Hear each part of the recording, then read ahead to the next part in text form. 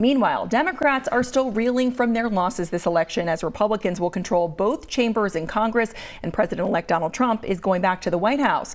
Now the party is trying to regroup. And Minnesota DFL party chair Ken Martin hopes to lead that effort. He wants to be the chair of the Democratic National Committee. So thanks so much for being here. Appreciate it. Thanks for having me. So why do you think you're the right leader for the party at this time? And what should be agenda item number one for Democrats next year? Well, look, I mean, I think the model here in Minnesota, what we've been able to do these last 14 years should be replicated on the national stage. In every crisis, there's an opportunity. And the opportunity right now is for the DNC to get out of DC and start building the infrastructure all over this country, up and down the ballot, making sure that we're competing in every zip code.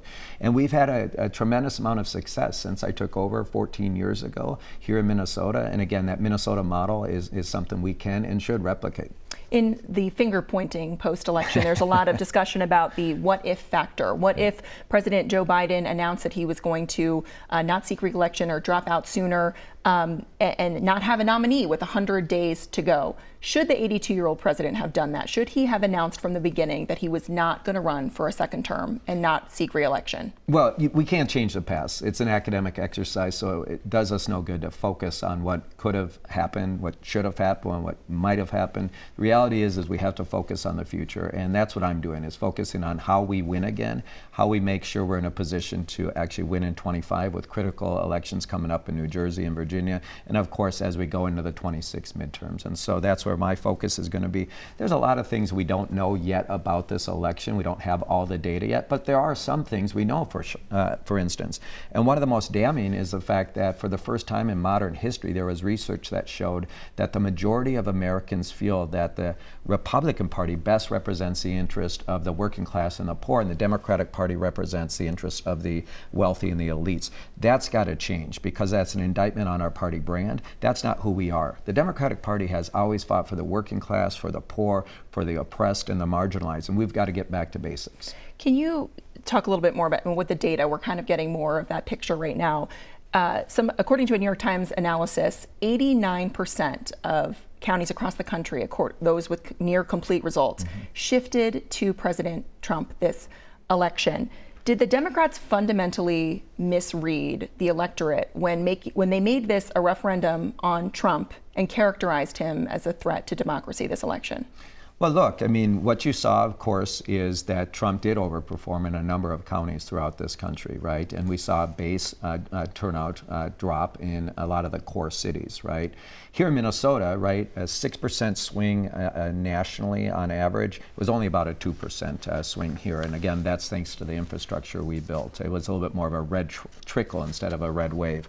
But I will say that, again, we don't have all the data at our fingertips to know exactly what happened. We know we lost with Latino men. We know we lost with young voters. We know we lost with working class households. And so what we don't know at this point, Caroline, is the how and why. And that's what we have to do, is to be a little bit more introspective, is to dig deeper into that data to give us a sense of what the solutions are moving forward, right? And so it's hard to, everyone's pointing fingers right now and placing blame, and a lot of reclamations out there. The reality is everyone needs to take a deep breath and let data and research guide some of these conversations. There seems to be this kind of ideological battle already taking shape between the progressive flank and maybe some more moderate members of the party. Congressman Seth Moulton said this, quote, "Democrats spend way too much time trying not to offend anyone rather than being brutally honest about challenges many Americans faced."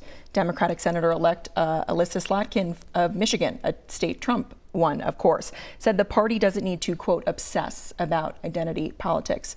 Do you agree with those statements? Look, we are a big tent party, right? We have conservative Democrats, centrist Democrats, progressives, we have leftists.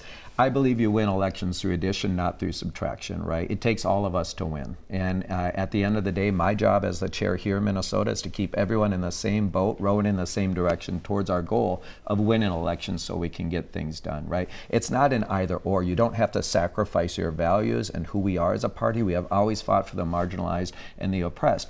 But I do agree that we need to get back to basics, because when our brand is so broken and people don't realize that we're fighting for them, there's something amiss here, and we have to fix that. We need to get back to basics, focusing on economic issues that unite all people.